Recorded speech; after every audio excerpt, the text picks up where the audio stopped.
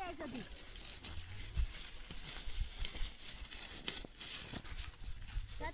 काप जमा करणं होते बरोबर नाही माझ्या एखाद्याची कधीची हाताची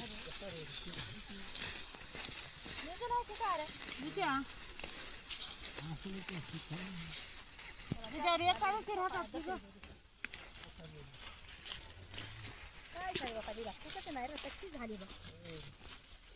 दोनदा नांदीला नेला